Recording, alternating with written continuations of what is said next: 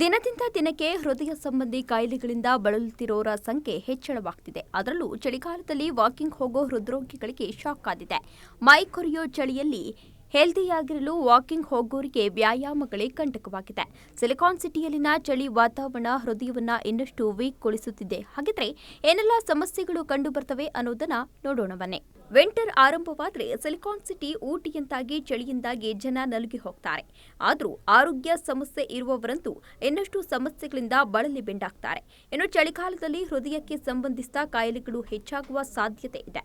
Weather cool ಆಗಿದೆ ಅಂತ ಚಳಿಗಾಲದಲ್ಲಿ ವಾಕ್ ಹೋಗೋರು ಏನು ಕಮ್ಮಿ ಇಲ್ಲ. ಅದರಲ್ಲೂ ವಯಸ್ಕರು ಫಿಟ್ ಅಂಡ್ ಫೈನ್ ಆಗಿ ಇರೋಕೆ ಡೈಲಿ ವಾಕ್ ಮಾಡೋದು ಹಾರ್ಟ್ಗೆ ಡೇಂಜರಸ್ ಆಗಿ ಪರಿಣಾಮ ಬೀರಲಿದೆ. ಹೃದಯ ಸಂಬಂಧಿ ಕಾಯಿಲೆಗಳು ಇರೋರು ಚಳಿಗಾಲದಲ್ಲಿ ವಾಕಿಂಗ್ ಜಾಗಿಂಗ್ ಹೋಗೋದ್ರಿಂದ ಲ್ಯಾಪ್ಟಾಪ್ ಅನ್ನೋ ಪುಟ್ಟ ಹೃದಯಕ್ಕೆ ದೊಡ್ಡ ಶಾಕ್ ನೀಡಲಿದೆ. ಚುಮ್ಮು ಚಳಿಗೆ ವಾಕ್ ಮಾಡೋ ಹೃದಯ ಸಂಬಂಧಿ ರೋಗಿಗಳಿಗೆ ಹೃದಯಾಘಾತದ ಕಂಟಕ ಹೆಚ್ಚಾಗಿದ್ದು ಪ್ರಾಣ ಪಕ್ಷಿ ಆರಿ ಹೋಗೋ ಸಾಧ್ಯತೆ ಕೂಡ ಇದೆ. ತುಂಬಾನೇ ಘಾಸಿಗೊಳಗಾಗ್ತಾ ಇದೆ ಅಂತಾನೆ ಹೇಳ್ಬೋದು. ಅರ್ಲಿ ಮಾರ್ನಿಂಗ್ ಅಲ್ಲಿ ಯೂಶಲಿ ಎಲ್ಲರೂ ಎಸ್ಪೆಷಲಿ ಸ್ವಲ್ಪ 40-50s ಇರೋಂಥವ್ರು ವಾಕಿಂಗ್ ಹೋಗ್ತಾರೆ. ಬಟ್ ಈಗ ಟೆಂಪರೇಚರ್ ಬೆಳಗ್ಗೆ ಹೊತ್ತು ಒಂದು 20ರಿಂದ 23-24 ಡಿಗ್ರಿಗೆ ಕಮ್ಮಿ ಆಗ್ತಾ ಇದೆ. ಎಸ್ಪೆಷಲಿ ವಯಸ್ಸಾದವರು BP, ಶುಗರು, ಹಾರ್ಟ್ ತೊಂದರೆ, ಆಮೇಲೆ ಏನು ಅಲರ್ಜಿಕ್ ಮ್ಯಾನಿಫೆಸ್ಟೇಷನ್ ಇಂಥವ್ರಿಗೆಲ್ಲ ಇಂಥ ವಾತಾವರಣದಲ್ಲಿ ಹೊರಗಡೆ ಹೋಗೋದು ಅಡ್ವೈಸ್ ಅಲ್ಲ. ಹೋದ್ರೆ ಕೆಲವೊಂದು ರೆಸ್ಪಿರೇಟರಿ ಇನ್ಫೆಕ್ಷನ್ಸ್, ಆ ಚಳಿಗೆ ಕೆಲವರು ವೈರಲ್ ಇದು ಪೋಲನ್ಸ್ ಇನ್ಫೆಕ್ಷನ್ ಇವಕ್ಕೆಲ್ಲ ಗುರಿ ಆಗ್ತಾರೆ. ಸೊ ಆದಷ್ಟು ಅರ್ಲಿ ಮಾರ್ನಿಂಗ್ ವಾಕಿಂಗ್ ಅವಾಯ್ಡ್ ಮಾಡೋದು ಒಳ್ಳೇದು ಅಂತ ಹೇಳ್ತೀನಿ. ಸೊ ಅವರಿಗೆ ಆಲ್ಟರ್ನೇಟಿವ್ ಏನಿದೆ ಮ್ಯಾಮ್?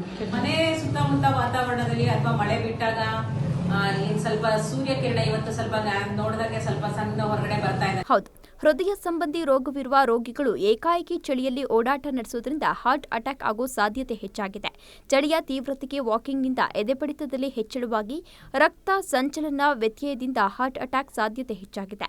ಇನ್ನು ಆರೋಗ್ಯವಂತ ವ್ಯಕ್ತಿಗಳಿಗೆ ಈ ಸಮಸ್ಯೆ ಕಾಡೋದಕ್ಕಿಂತ ಹೆಚ್ಚಾಗಿ ಹೃದಯ ಸಂಬಂಧಿ ಕಾಯಿಲೆ ಇರೋರಿಗೆ ಈ ಸಮಸ್ಯೆ ಹೆಚ್ಚಾಗಿ ಕಾಡ್ತಿದೆ.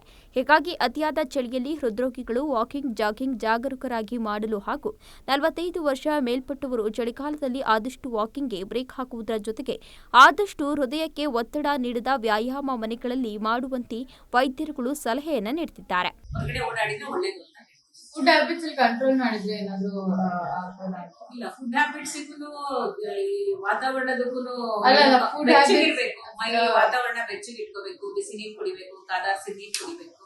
ಸೊ ಕಲುಷಿತವಾದಂತ ಏನು ಆಹಾರ ಸೇವಿಸಬಾರ್ದು. ಒಟ್ನಲ್ಲಿ ಆರೋಗ್ಯ ಕಾಳಜಿಗೆ ಮಾಡೋ ವಾಕಿಂಗ್ ಹೃದ್ರೋಗಿಗಳಿಗೆ ಶಾಪ ಆಗ್ತಿದ್ದು, ಪ್ರಾಣಾಪಾಯ ಆಗೋ ಮುಂಚೆಯೇ ಹೃದ್ರೋಗಿಗಳು ಎಚ್ಚೆತ್ತುಕೊಂಡು ಪುಟ್ಟ ಹೃದಯದ ಕಾಳಜಿ ಮಾಡಿ ಚಳಿಗಾಲದ ವಾಕಿಂಗ್ಗೆ ಕೊಂಚ ಕಾಲ ಬ್ರೇಕ್ ಹಾಕಿ ಹೃದಯವನ್ನ ಬೆಚ್ಚಗಿಡುವುದು ಒಳ್ಳೆಯದು.